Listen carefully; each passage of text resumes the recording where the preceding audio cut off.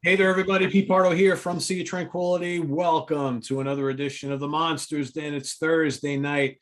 We have survived Exhumed 24-hour Horror-thon. We're here to tell about it. And in the co-captain's chairs tonight, we got Chris Allo, all the way over for Comic Book Geezers, Kirk Manning. And then for the first time ever on Sea of Tranquility, longtime viewer, Craig Kaminski. Welcome, gentlemen. How's it going? Good evening, guys. Good to see you again. Good to see everybody. Hey.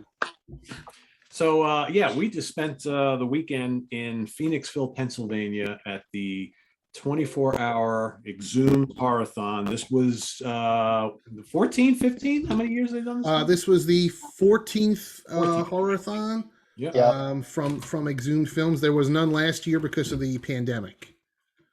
So both Chris and Craig are veterans of this festival. Yeah. Kirk and I, this was our maiden voyage. And I will say this was a lot of fun. Good time.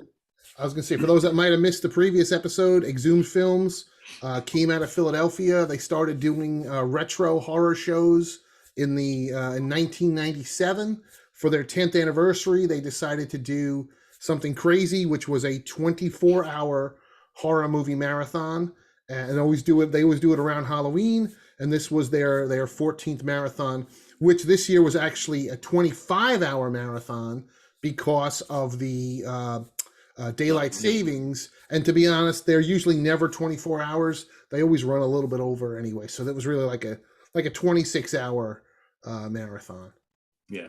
And so just so everybody can get a grip of the scope of this entire history, these are all the films that have played at the previous festivals. Right. So, and as I found out, and Kirk found out, they don't like to repeat movies. Right. So so what we did last week, if you saw last week's show, Chris and I both made some predictions or, stuff that we would like to see at this particular weekend, and none of mine got picked. None of mine got picked. We didn't do too well, did we? No. But the cool thing is that when you get there, they give you a program, and on the program is kind of like a schedule, and then you can't really see with the glare, but they give you clues to all the different films and tell you approximately when they're going to start. And I will say, pretty close to the schedule as far as like timing throughout the entire day, or full day, I should say. So what they do is you get like a little piece of paper with all the clues, and you sit and write down what you think it's going to be. And at the end of the festival, they give prizes to the people who guess the most right. I didn't do too bad. I got 3 of them, 3 out of the 15. I guess that's not that good, but for me, I thought that was not too bad. No, that's pretty good, Pete. That's pretty good. That is pretty good. Every time I tried to do this in years past, I got nothing but zeros because the clues are the clues are so vague. As you see, where it just says zombie movie favorite, which could be anything. Right? So I thought what might be fun here is let's each take a movie number. We'll kind of go round and round, and everybody read the clues, and then let's divulge exactly what was shown. And if we were surprised, had we seen these films? I mean, for me, I was surprised at how many classic films were played this weekend. Like, there were a handful of oddballs that I had never seen, but some really amazing films that I love that I've never seen on the big screen that I was, completely psyched for. I thought it was I was personally amazed with how many films are considered were considered well regarded, not just familiar movies, but ones that if you look them up that they're critically acclaimed, or there was at least one that's 100% on Rotten Tomatoes. So there's not like in previous years where although I personally I like the trash, so I would have liked to have seen more of the batshit crazy stuff. And there was a few of that this year, but I personally would have preferred more. I'm not sure about how the rest of you guys felt, but I was surprised that there weren't more slasher films. I think was really the only thing that surprised me.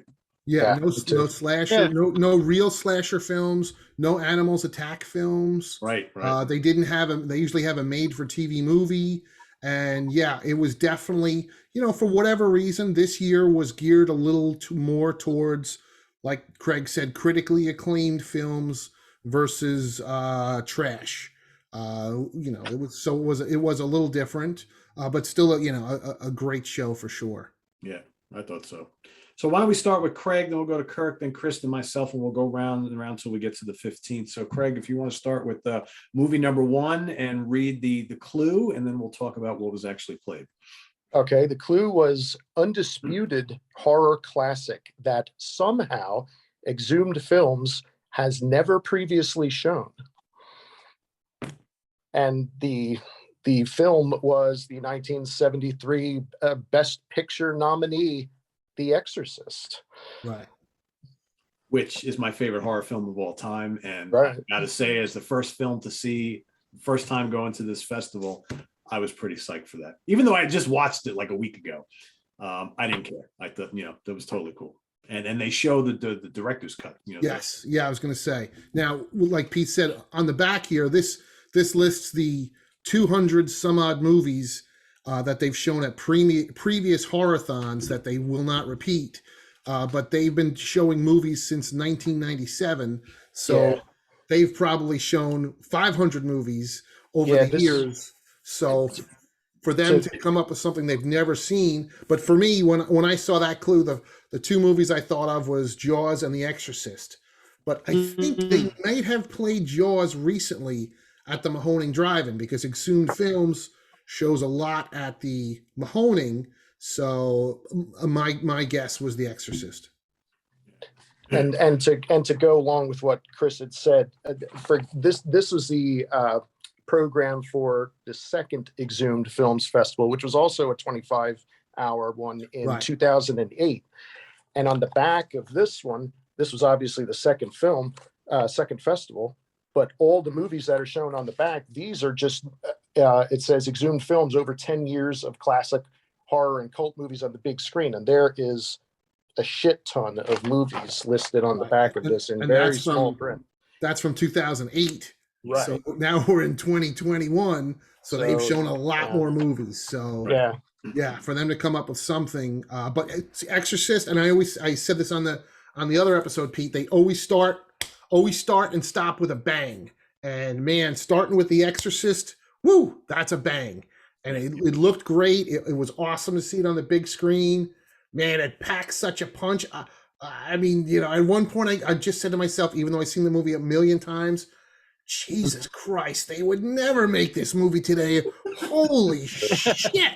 No, that's for sure. Absolutely correct. Yeah. And for folks watching, if you remembered, I actually, no, I didn't talk about it last week. No, or did I mention it in mine last week? I don't remember, but I put down on my scorecard that I handed in Black Christmas, although Chris said he thinks that they must have played it at an off Horror-thon event at some point in time, but it's not listed back here. So I was like, all right, that kind of fits the bill, and that's what I was hoping for. But man, when I saw The Exorcist starting up, I was like, all right, I'm happy with that. Yeah, I'm okay with that.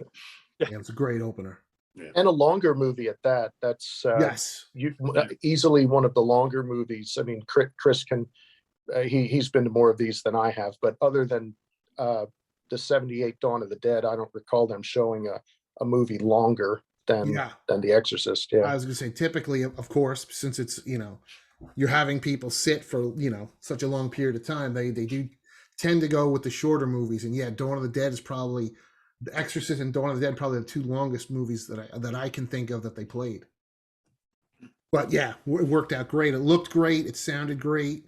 I got to say that this was their first show at the Colonial Theater, and man, the sound at the Colonial blows away the sound at the old International House. It was just phenomenal. 100%. The I House is not really a real theater. It's kind of like the room when you were in college that you would have an art history class in or something like that. It holds maybe 400 people. It does have stadium style seating and theater-ish seats, but it's not a real theater. So the sound system is nowhere near as well done as the Colonial. Yeah, I mean, and that's just it. The I House was in a in a college. It was like a college auditorium, and Yeah, the sound was just awesome. Yeah, it was pretty terrific. It was pretty terrific. Yeah, good. It was a good I choice. didn't think were so bad either. What was that, Kirk? I was saying even the seats weren't so bad. I figured Yes. for an old They theater. weren't terrible. No. Yeah, I mean, I got after 25 hours, I don't care what you're sitting in. It could be a Lexus at that point. Yeah. You're going to need your back end replaced, but it wasn't bad. No.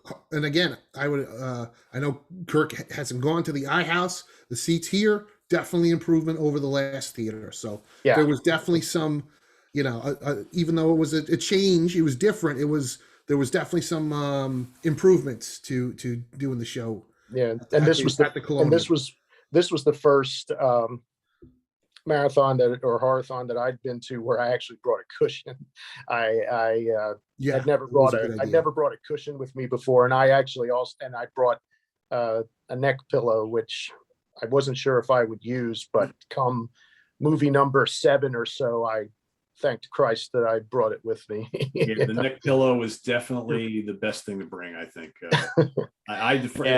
Next year, I think the butt pillow, the butt, whatever you want to call it, Yeah. I'm going to have to get one of those because I had brought a regular pillow for my back and I found I didn't really need it. My back was fine the whole weekend, but my butt was starting to feel a little sore. But yeah. Kirk, you got your program? You want to read number 2? I don't actually have my program. I don't know where, a little bit chaotic here. So, I'll read it for you and you can divulge the film. So the movie number 2, incredibly influential Euro horror melodrama. You remember the film? Okay, that was, what was it? That was Eyes Without a Face. You got it. Yep. Right? 1960s Eyes Without a Face, which Yep. I had no clue from. Yeah, that was good. I'd never seen that. I never saw that either. Yeah, same. It was a first for me. Yeah, I think that's on HBO Max too. I have the Criterion collection of that. It's great. Yeah, that's a really cool film, and I didn't expect anything like that at all. No, yeah, very interesting. And to those with HBO Max, I'm pretty sure it's part of the Turner Classic Movie hub on there. I'm pretty sure it is. Cool. Yeah, it's good. It was different. It was definitely different. It was a surprise to see, but I definitely enjoyed it. I always like to see things I haven't seen yet because it just that tends to keep me awake a little more, especially early on. I know, right? And again, it seemed like an artsy movie. I don't know about you guys. It was it was definitely more artsy. The Exorcist and Eyes Without a Face. I thought, am I in the right horror-thon here? But The Exorcist is like, it's highbrow, but it's also complete gutter trash at the same time. Yeah. So that one really has its foot in both pools. True. And Eyes Without a Face is like, it's got that French flair because it's a French flick, and it's definitely an artsy film, but it's kind of lurid, right? I mean, it's like, and the actor who plays the main character's father, I mean, he's pretty much a douche, right? And it's a cool little film. I like it. I enjoyed that too. Yeah. All right, Chris, movie number 3. Movie number 3, the clue was giant monster movie we screened one time a number of years ago, but it was for a relatively small crowd and under a different title, so it's kind of like we have never shown it at all. So my pick was Frankenstein Conquers the World, because we were talking and we were like, what if they showed it as Frankenstein Conquers the World, and now they're going to show the Japanese cut, which is Frankenstein versus Baragon. Right. Little did we know that it was actually another Toho film called, the on-screen title is, which always fascinated me, is Terror of Godzilla, but it was also released on home video as The Terror of Mechagodzilla. Yeah. Which is a great fun film. It's the last of the Toho classics from the 70s, and it's just a blast. I'd seen it previously at a different film festival. I forget which on-screen title it had, but it's just Godzilla and slugging it out with Mechagodzilla and Titanosaurus, and man, it's just fun. And they owe you this was typical because usually Exhumed films at their Horror-thon, usually movie number 2 or movie number 3 is usually a giant monster movie, and lots of times it's a Toho monster movie. Yeah, other ones from, at least from the ones that I'd been at, they showed Destroy All Monsters. They showed the god awful Godzilla's Revenge. They showed Godzilla versus Mechagodzilla one year. Yeah, they showed the mighty Peking Man, which was a crowd favorite. Yes. At that festival, that was another standing ovation. A couple years ago, they did a really rare screening of War of the Gargantuas. Ooh. Yeah, I would have loved to have seen that. yeah. So And this was a those big monster films are great in the theater. I mean, you get a feel for it that you can't really do at home. I mean, even if you got a big screen like I've got at my place, it just doesn't do it the same sort of justice that when you see Godzilla coming down over squishing Tokyo. I mean, come on. And the audio was amazing for this. Yes. Even though the print was kind of lousy, the audio was just, I mean, just all the destruction. And but again, you got to put it in perspective. You know, none of these are new prints because they don't make film prints anymore. So this was a film print from 1975. Yep. So we're talking 40 something years ago. The print that's probably been run hundreds, maybe 1,000 times already. And that's to Kirk's part and to Pete's part. That's the beauty of going to this festival, is you're seeing films the way they were made to be presented, projected off 35 millimeter film on a giant screen through an amazing sound system. Because no matter how good your home theater setup is, and I got a pretty good home theater setup, there is nothing like seeing it in a real theater on a giant screen with hundreds of like-minded people. And that's why this festival is so much fun. Yeah, the communal aspect of it is very good. And I'll throw it in here now. You know, we had predicted that, you know, people, because, you know, last year they didn't have one, that people were going to be really into it and rowdy and all that kind of stuff. I was amazed at how respectful everybody was to each other, to the theater, to the guys putting the whole thing on. I mean, nobody talked during the films. You didn't have people dumping trash all over the place. I mean, it wasn't rowdy, but people were into it. You know, you had people laughing at funny stuff, you know, doing the scary stuff and clapping after every movie. I mean, this was one of the best audiences I've been a part of for anything, music and movies, anything. I mean, it was really, really great. And it's a huge audience. I mean, the theater holds, I don't know how many was there, but it holds like 700 seats. So there had to be at least 500 people there, maybe more. At least, at least. Yeah. So very cool. All right, so the next one, movie number 4.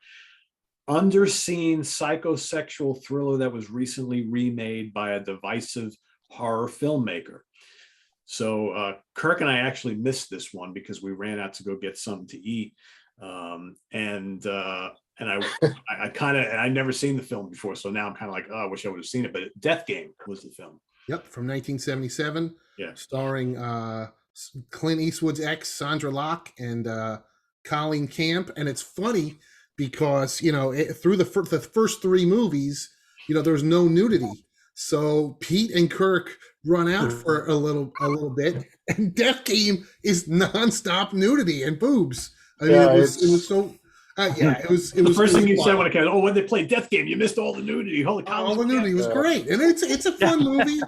It was remade recently under the title Knock Knock by who's the guy that does Eli Roth? Keanu Reeves. With Keanu Reeves is the. But that movie had, I mean, we said it there that there was about 1 hour a movie, and then just a lot of padding where shots of, you know, the women walking down the street for 5 minutes, or towards the end when the countdown was on for Seymour Cassell to receive judgment at dawn, and they kept counting it down, saying 2 more hours. 1 more hour, and it really did feel like 2 more hours. If not for Colleen Camp's spectacular vintage. She had 2 things to keep my attention, and God bless her, she did. Yeah. That was I was thrilled to see this one because I've had the DVD in my collection at least 10 years, and I just never got around to watching it. So I was thrilled to finally see it. And this one was the first movie that was a digital presentation. There was 15 movies. 13 of them were from 35 millimeter film, and 2 of them were DCP, digital cinema projection.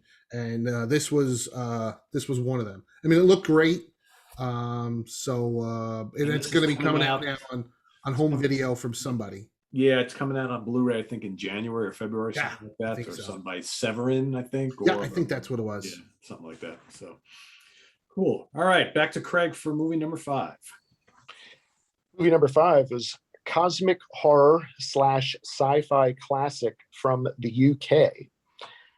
And the movie was Quatermass and the Pit, and another movie which I not only had not seen, but I never even heard of this movie. And I feel bad that Pete said that there's 3 Quatermass movies. The only thing I know about Quatermass is the song that they did, Black Sheep of the Family, before Richie Blackmore redid it. I know nothing else besides that. Yeah, I had seen this one maybe about a month before the festival. I've seen it many times. It's a Hammer sci-fi classic, and I know I mentioned that in the previous video. There's always at least one movie that's like a true sci-fi movie, and this one probably fits that bill. But I loved seeing it on the big screen. I know Pete, I know you wanted specifically to see a Hammer movie, so this ticked off that box. Yeah, I was very happy with it. Yeah, and this is one of the ones that I got correct, so which was cool. And it's very colorful too. Very colorful with the whatever you want to call them, the grasshopper. I think it was a British print. Yeah, so, just the colors came out really nice. It was pristine, yeah. It looked really good, and even though I've seen the movie, this is probably my 4th or 5th time seeing it on the big screen, I was like, Jesus Christ, Toby Hooper stole this whole fucking movie for Life Force. I mean, instead of grasshoppers, it's a hot naked woman. But I mean, he just stole this he just remade this whole movie. Well, he upgraded with the hot naked vampires. Yes, that's true. So. I didn't think of that. Yeah, true. All right, Kirk, I'll read you number 6. I think this probably was your favorite film of the weekend. Zombie movie favorite. I'm going to tell you, this series of movies is like the holy grail to me. So it was Tomb of the Blind Dead, and it doesn't get any better than that. I don't know if any of you guys saw the recent remake, Curse of the Blind Dead. No. Don't. Okay. I came home, I watched it. Oof, what a letdown. Stick with the originals. Somebody who had a love of the old zombies, because they're like puppet zombies. But they're scary looking. I mean, I saw this when I was a lot younger the first time, so it kind of scarred me a little bit. But it's a great film. And it looked dynamite too. Yes. Really. I was going to say this one was the second DCP of the night. It's the new 4K restoration of the uncut version of Tombs of the Blind Dead, and it looked and sounded amazing. And I was like, holy shit, I couldn't believe how gory it was, because I had seen Tombs of the Blind Dead in the last couple of years twice off film. I ran it myself at Hudson as part of Hudson Horror Show, but it was the PG version known as Revenge of Planet Ape. And so having seen the shortened PG version twice in recent years, to see the uncut one on the screen, I was like, holy shit, I forgot how gory this movie is. Yeah. And it was just awesome to see it to see it on the big screen. Yeah, definitely. And I missed part of that because I ran home. I live only 15 minutes from the Colonial, so this was movie number 6? 6. So so by that time I ran home to change pants into something more comfortable. So I missed maybe a little more than half of the movie.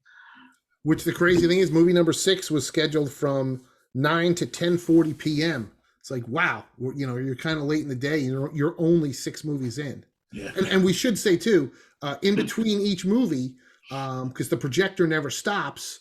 In between each movie is at least one reel of classic movie trailers. And they were similarly themed too. They would show most like of the all time. Hammer or all zombie Right, or all whatever. sci-fi or monster movies. So yeah, so for the 25 hours, the projector's running nonstop. Yeah, which is pretty cool. All right, cool. Chris, back to you for number 7. All right, movie number 7, old school, unofficial sequel to one of the original Hollywood horror blockbusters. I had no idea what this was, but it turned out to be 1943's Return of the Vampire, starring Bela Lugosi, which came on at, and I'm looking at the time now, going, yeah, I guess I was really tired by then. It was 10:50 to midnight, and I did about the half. I was doing the chicken for like the first half, and I'm like, what the hell am I doing? So I slept through a good chunk of that myself. I pulled the Craig, and I bowed out of there. I showered, changed my clothes, and came back. I think I was the only one out of the 4 of us who watched that entire film. Yeah. Because I was like, all right, they're playing my man Bela Lugosi. I got to stay up for this. You wanted that too. On the previous video, Pete was like, oh, I hope for something like a universal monster. I'm like, okay, there you go. I didn't expect it though, because I know that they generally don't go that far back. Yeah. Yeah, that had to have been one of the oldest films that they had ever shown before. Yeah. The only other really old one that I remember them doing was in the second Horror-thon, The Incredible Shrinking Man. I don't remember what year that was. But it's got to be around there, right? It's got to be in the 40s. Yeah, I think so. But yeah, I dozed off during. I saw at the beginning, and I was in half sleep and would keep hearing the character's name was Armand Tesla, so I kept hearing Tesla, and then I was out, but I did wake up in time to see him melt in the railroad tracks. I did come back to at least see the end of the movie. Yeah, it's a good. I enjoyed it because I'm a fan of the film. I love Lugosi, and I mean, when am I ever going to see one of those films on the big screen, right? So definitely cool. All right, so now we're getting into the late hours here. So this one, I guess, started around a little bit after midnight. Sleazy, absolutely bonkers Italian horror ripoff. And I had never seen this film before, and there's a little funny story to tell in this movie. So this film is called Patrick Returns Home. Is that what it's called? Yeah, still lives. Patrick Lives Again. Lives Again. Yeah. Also known as Patrick 2. Patrick Still Lives. For those in the not familiar, in the late 70s, there was an Australian movie called Patrick about a young man who gets paralyzed, and he's in a hospital, but he's got telekinetic powers. And he does some somewhat evil things from his hospital bed. I remember seeing it, renting it as a kid. I have it twice on DVD, but it's kind of boring, to be honest. So Italians do what Italians do, aka look at ripping off Dawn of the Dead and calling Fulci Zombie 2. And somebody decided to make a sequel with some other guy who's in a bed and he's got telekinetic powers, but he's hanging out like with all these, like he's controlling people that are on this like estate with all these like swingers. So it's just batshit crazy. I've seen it several times before. There is one part that is so infamous, and Pete was dozing off. So I had to shove Pete to wake him up because I was like, you will never see this again in any movie. So I'm like, Pete, you got to see it. I fell asleep for like 10 minutes, right? And all of a sudden I feel someone pushing me, and Chris is like, you got to watch this scene. And I look up and I was like, oh, okay. And it's an eye opener. This was by far the trashiest, sleaziest movie of the weekend, and by far my favorite. And easily my favorite as well. There was enough wool to knit several sweaters. I mean, so much nudity and on-screen violence. It was great. You just didn't think they were going to keep going, and they did with that film. It was just like, oh my God, they're not gonna. And then you were like, yes, they did. Whoa. Yes, they did. So like you warned us, they were going to save some of the craziest shit for the overnight. Right? Oh yeah, absolutely. Which makes sense because that's when people are the most tired. Yeah. And this is this just recently came out on Blu-ray. I think it's Patrick Still Lives, I think is the title. And again, I think it's through Severin. So yeah, for any people, any lovers of true Euro trash, definitely check this movie out because it's amazing. It was a lot of fun. Yeah. So by this time it's like 2 a.m. But in actuality it's 1 a.m. because the clock's changed. Yeah. So Kirk and I decided, all right, we're doing really good, but we're both exhausted. So we went back to the hotel to grab a couple of hours. So we missed a few flicks, but so Craig, you want to pick us off from movie number 9, which was actually playing as we were leaving. And I have actually seen this many times, but part of me wishes I could have watched it on the big screen, but go ahead, Craig. Smart Supernatural Sleeper. That is one of the many movies referenced in the opening song from the Rocky Horror Picture Show. And it was Night of the Demon. Right. Which is the alternate longer British cut of Curse of the Demon. Which is from 1957.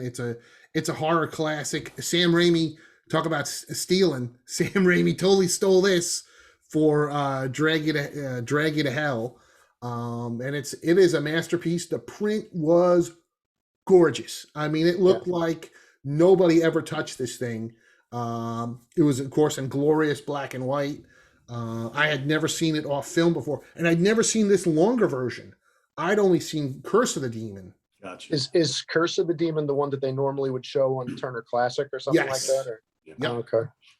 I think Pete, you've got the Criterion that has both versions. Or is it Arrow? Hold on, I'll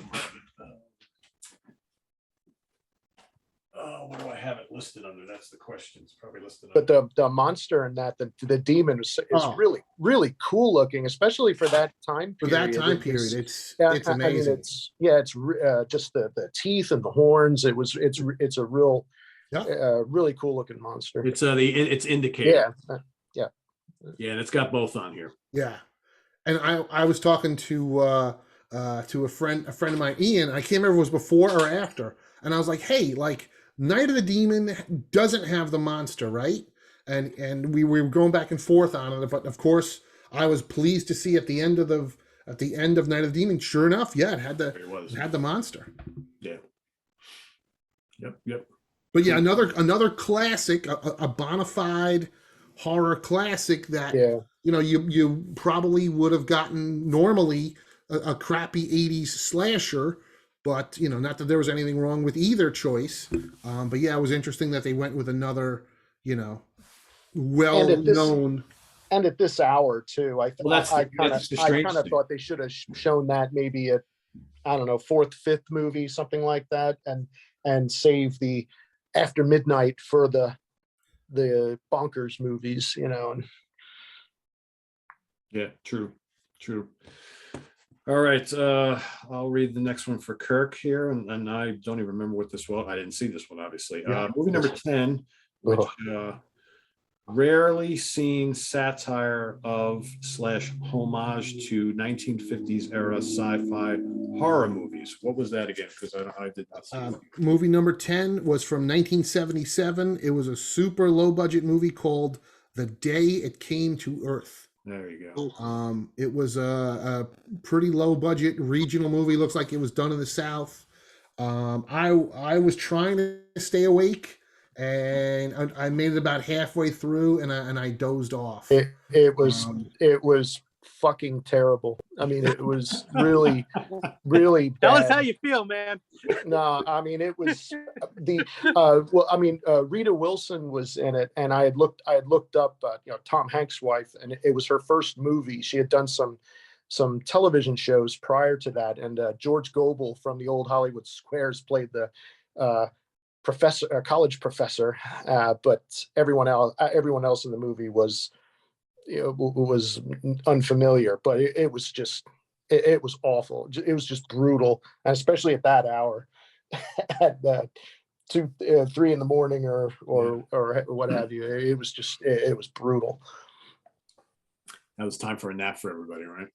Yeah, I was fighting it. But it got me. So I remember I watched the first half, and then I guess I woke up during the trailers, and I was like, "Damn it," because I wanted to see, I wanted to see the whole thing. So, All right, Chris, movie number 11. Movie number 11, low budget Lovecraftian lunacy, and this was a movie that I had rented in the late '80s, and it was The Farm, aka The Curse. I remember renting it as The Curse, and it starred Will Wheaton and Claude Akins, and it was basically there's a movie that came out like a year or so ago with Nicolas Cage called Color Out of Space, which was, I guess, somewhat based on H.P. Lovecraft story. And this was basically that same movie, but done in the late 80s. I remember when that came out. Yeah, a meteor crash lands on a farm and starts taking over everybody and making them all gloopy and then like into like weird monsters. And it was fun. It was I remember liking it a lot more now than when I rented it in 87 or 88. It was definitely entertaining. And that was the one movie that I missed because I decided to go out to my car to try to catch a few Z's, and that didn't work. But well, it was also, it was really cold. I mean, it had I was 25 degrees. I was chiseling off my car, and then I no sooner reclined the seat back, and it's like, oh God, I got to go to the bathroom. So it's like, there's no way I'm going to sleep. So it was, but I did relax for a little bit. So, but that was the one movie that I missed. Yeah, which I enjoyed. Cool. So movie number 12, Kirk and I made our grand re-entrance. We came in about maybe quarter of the way or halfway into this film. Crazy Hong Kong horror fantasy fun. And Kirk and I walked in, and there was this amazing like battle scene, which seemed to go on forever. And it was totally amazing. The Peacock King. Yep. I've even heard of this film before. From 1988. Yep. Yeah. That was a lot of fun. Totally. Yeah, it really was. They had giants and monsters at the end too, amidst all the martial arts craziness. And yeah, 80s rock music from the yeah. time. I don't know if Rich Catino would have been there. He probably would have been able to identify what songs were playing, because I couldn't. Yeah, that was a lot of fun. I enjoyed that. Just totally batshit crazy. Yeah, you didn't even really need to know the plot. You just could watch. Like again, I don't know. We sat down. I didn't know who the good guys were, the bad guys, but I was just like, this is awesome. Kirk, I saw the whole movie and I was wide awake, and I couldn't tell you what the plot was. The Peacock King and his buddy his name was Lucky Fruit, and I think that's one of those. I think that's one of those lost in translation things or something, because it was just funny to hear the love interest of the movie, calling out to Lucky Fruit. Yeah, the subtitles were a little bizarre. I'm like reading along, I'm like, that doesn't make a lot of sense. But so before we go to the next film, we got a breakfast break, classic TV show projected in 35 millimeters. We had a whole half-hour episode of The Addams Family. Yep. Which was the episode where Lurch gets a kind of like a helper who's Robbie the robot, and Lurch eventually realizes that Robbie's trying to take his job, and he didn't like that too much. And I haven't seen that episode in a million years. That was kind of fun. So, all right, back to Craig for movie number 13. 13 was vintage supernatural anthology featuring two bona fide masters of horror. And I got this one right. Yeah, and it was Dr. Terror's House of Horrors, which was one of the 5 movies that I have seen before. I remember seeing this as a kid and really enjoyed that. They've shown a lot of anthology movies over the years, at least at the horror-thons that I've been to. And this is a really cool movie. It has a young Donald Sutherland in it as well, with the great Peter Cushing and Christopher Lee. And it was 4 or 5 stories, and all of them are actually pretty good. Yeah, they are. Yeah. And Amicus was the kind of the kings of doing these anthology films, and this is one of the better ones. Yeah, and it was another beautiful cut. Like the quality of the film was amazing. Yeah, it was. Yeah, this is a pleasant surprise. I like that a lot. Yeah, I was gonna say I was convinced that this one was gonna be Two Evil Eyes, so I Right. skipped it. But to me, I missed all of Doctor Terror's House of Horrors, but I'd seen it twice at previous other film festivals, so I didn't mind missing it. But yeah, it's a great film. Yep. And yeah, they always almost always do an anthology film at the Yeah. 24-hour show. The ones that I've been to, they showed Creep Show. They showed, I guess it was the Vault of Horror, Yeah. but it was called something else. Was it called what Tales Like from the the Crypt Crypt. 2 Yes, or something like that? I believe And so. I know they've shown some other ones as well. Yeah. Cool. All right. So for Kirk, movie number 14, intelligent psychological thriller / slasher with a fantastic lead performance. Oh, this was kind of, because I hadn't seen this since the 80s either. This was Stepfather. Yeah. And you know what?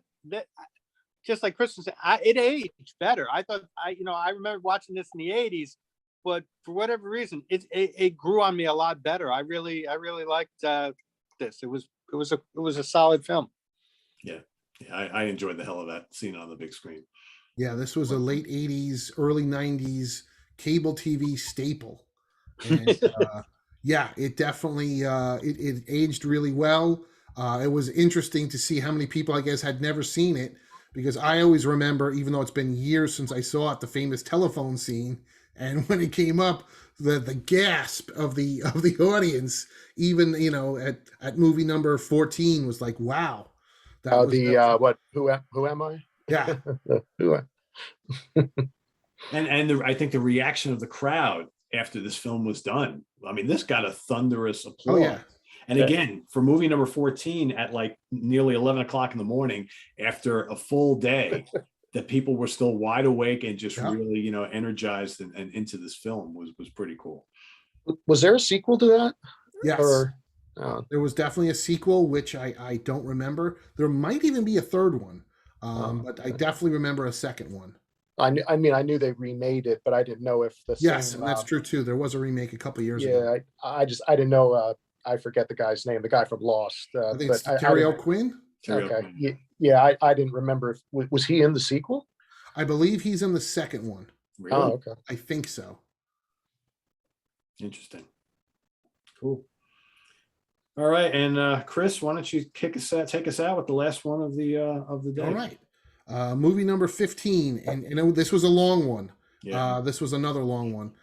Could be the longest one. I don't know the running time because I don't really know this movie that well. Movie number 15, enjoyable, big budget horror comedy directed by a genre icon, and this was 1996, The Frighteners, which is interesting because my prediction was, and because I always said they always end with a bang, my prediction was ending with the Peter Jackson movie Brain Dead, Dead Alive, which actually was like 2 movies before Peter Jackson made this movie, The Frighteners. Yeah. It was fun to see on the big screen. Yeah. Yeah. I saw that in the theater actually at the time in '96. So it was cool to see it again though on the big screen. Yeah, it played pretty well. I think it took the whole weekend out with a bang. I think most people seem to enjoy it. I think it ended things on a light note, Yeah. Good. And that's typically, they don't usually, send everybody home happy. And I gotta say, the sound mix in this movie was unbelievable. I mean, all the pistol shots and the shotguns. I was just like, wow, the sound is amazing. Yep. Yeah, it was definitely cool. So I actually watched 11 of the 15. I was pretty proud of myself. I think going in, I was like, well, because I had no idea what to expect or how I was going to get through the whole thing. And I said, if I see half of them or maybe a little bit more, that's probably pretty good. 11 out of 15, I thought was pretty. It's very impressive. Very impressive. Yeah. Not too bad. I think all you guys did great. It's not easy. It's not an easy show. It's the greatest show. If you like horror movies, this is the greatest show on the planet, but it's not easy to do. No. And this was my 8th horror-thon, but this is the first one that I stayed the whole time. All the other 7, I went with my wife, who's was a good sport with everything, but it's not her bag, and she she would stick it out and watch some of the, or most of the movies. If it was something she really hated, she would go take a stroll, like the Godzilla movie. She hates the giant monster movies, but she does like the slasher movies. So I was saying to you guys that when at the first Horror-thon, the hit, or at least while I was there, was the 1983 slasher film Pieces, which got a standing ovation, and I'd never seen it at the time, and I loved it, and my wife even really enjoyed it, and so that was kind of like one of the ones I would have, I mean, not that movie, but that I would have liked to have had them play at this one, another slashers like from the 80s. Yeah, I think I could have gone, a slasher or two, I think, because I was expecting a few of them, actually. Right. Typically they would. Yeah.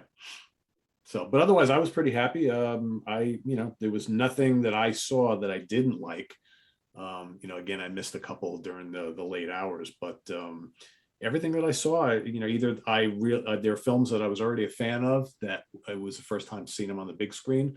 And then there were the couple that I'd never seen before that were a lot of fun that I was pleasantly surprised. So, yeah, I mean, this was my 13th 24-hour marathon, and I mean, they're a blast. They are the greatest show on earth. Like I said, this show was such a influence on myself that I did my own marathon show for 9 years, and I'd still be doing them if the theater hadn't gone out of business. And maybe I'll bring it back next year if the world gets a little better. So, but yeah, and listen, I had no idea, and you have no idea, how much work and time and money and effort goes into a show like this, because I had no idea until I started doing shows myself. And it is a Herculean effort to pull a show off like this and to track down all these rare 35 millimeter film prints, because these are not things that you can just get anywhere. Yeah. So it is an amazing task, and the guys at Exhumed Films did another unbelievable job. And they do screenings all year long, and they've got a screening coming up in December, and hopefully in the spring they'll be doing their exploitation festival. Yeah, their next big marathon. But that's only a 12-hour marathon, so that's a lot easier. A little bit easier, yeah. A lot easier. So, Chris, I guess as someone who's done, a bunch of these that you put on yourself, probably if you do them once a year, you're probably spending the entire year trying to procure, get copies of these and track them down. I mean, that's probably like a full-time job almost, just trying to track. Oh, yeah. I mean, it's a lot of work because, of course, you don't want the same movie 13 times. Right. So you're looking for a variety. So you're looking for older movies and newer movies and, different subgenres of horror. So yeah, it's a lot of work, and, trying to get film rights and track down prints, and it's a monumental task.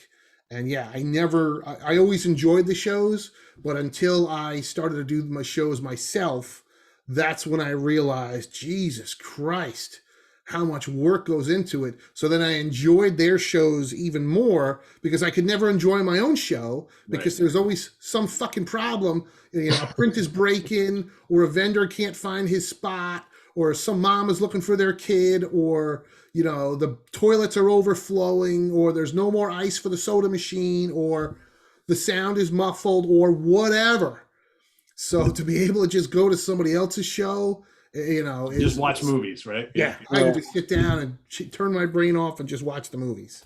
Yep. So it's a big task to pull off one of these. Yeah. And I've never done, my shows were only like 12, 13 hours. I would never attempt a 24-hour show. Not to mention my wife and all my helpers that helped me pull the show would never let me do a 24-hour show. Any kind of show like this is it's a lot of work. They seem to have a really good team, and I saw no issues with anything. Right. I mean, it was really, really good. They give out prizes and things, and there's the one guy who goes to all the different horror conventions and gets like signed prints and Blu-rays, and that's what they use for the giveaways. I mean, it's just run really, really well. I could totally tell. And they seem to love what they're doing. And I'm sure they put in a lot of hard work during the year to make this happen. But man, went off without a hitch. There were no issues. I mean, these guys have been doing it for almost 25 years. Yeah. So I mean, you know, I've you know, these guys are like the Jimi Hendrix of, you know, retro horror programming. I mean, these guys were true innovators. I know I said in the previous show, but you know, for to come up with the idea in 1997, let's at the height of home video, when VHS is still booming and DVD is taking off, let's get old 35 millimeter film prints and run those in a movie theater, even though people have already seen these movies before. It's mind-blowing, but it worked. And 25 years later, they're still doing it. Yep. Yeah. Yep. Well, I'm in for next year. Nice. Oh, me too. Yeah. I'll see if I can volunteer. I don't know if they'll have volunteers again like it did like they did for this year. Nice. It's the best gig in the world right there, right? Yeah, for sure. Yeah, I don't think, well, they probably won't, because the Exhumed guys had their own volunteers. So when I walked in saying, what do you want me to do? They really didn't have anything for me to do. So the extent of and I was signed up to volunteer for a little over 3 hours. And I think I worked for 45 minutes, if that. And it consisted of me standing in the breezeway and just directing people to go to the right or to the left. That was it. I did nothing else. And so I didn't pay admission to get in, and I got to sit with you guys, which again, thank you so much for just allowing hanging out with you guys. I mean, honestly, at one point probably during The Exorcist, I was sitting there and I look over, and I thought, Chris Allo's on my left, I got Pete Pardo in front of me, Kirk Manning's right next to him from Comic Book Teasers. I was so excited, and it was like, wow, this is just so cool. And it was just a pleasure being able to meet and hang out with the three of you. It was a lot of fun for me. Well, it was fun for us too. So yeah, absolutely. We're just regular guys like you, Craig. That's all. We're just but it was fun, and I wish, and actually when you and Pete, when you and Kirk went back to your hotel, I right after you left, I thought, damn it, I should have driven you, because I knew where you were at, and so that to save you from having to Uber and everything, because it's not like I had parking space at the Gods or anything that I couldn't give it up, but yeah, next time I will not only be personal assistant to the stars, I can be chauffeur to the stars too. So it's you guys just. I'm going to take you up on that, I think. Yeah, there we go. What else am I going to get? I was going to say, Craig, how are your sandwich making skills? We might have to. Well, I can always have the missus help out with that. She's nice. more than happy to do that. But 240. The midnight run to the Kaminski house, they have some sandwiches or something like that, right? She wouldn't mind. I mean, I work from home. It's kind of funny. I work from home, so I'm upstairs. My wife's downstairs. I mean, this was a few weeks ago, but one time I went downstairs to get coffee, and I just said to my wife, I said, "Hey, Pete Pardo got a haircut," and she goes, "That's great." Then I just went to get coffee, went back upstairs. Because that's been the news the last couple of weeks. Like, geez, everybody's commenting on my haircut. It's like, yeah, it's gone, folks. It's gone. So funny stuff. Too funny. So there you have it, everybody. Our wrap up of the Exhumed Films 24-hour Horror-thon 2021, 14th. Pete and I have the shirts. 14th episode. Yeah, we got shirts and everything. I mean, it's like. So very cool time, and can't wait to go next year and talk about it all over again. So we'll make this a yearly thing here on the Monsters Den. So I think we can definitely plan that. So thanks to the guys. It was a fun weekend, and Craig, thanks for coming on the show here. It's a lot of fun hanging. Thank you. Absolutely, Craig. Thanks for hanging out with us for sure. And Kirk, thanks for coming on the Monsters Den, and we'll see you over on Comic Book Geezers. And Chris, I guess I'll see you on Monday night at Yeah, Hudson Valley absolutely. Squares. So thanks for watching, everybody. Visit us on the web at www.seatranquility.org. We're on Facebook, we're on Twitter, but more importantly, we're here on this thing called YouTube all the damn time. Stay tuned tomorrow morning. Martin Popoff back on the show at the Funhouse with myself. We got a cool topic for you then. We've got Sunday album homework assignment. And then, like I said, the week starts all over again, and we've got the Hudson Valley Squares. So for Craig Kaminski, Kirk Manning, and Chris Allo, I am Pete Pardo. Good night, everybody. Go watch some of these cool horror films if you haven't seen them already. They're all winners. So we'll see you real soon. Take care.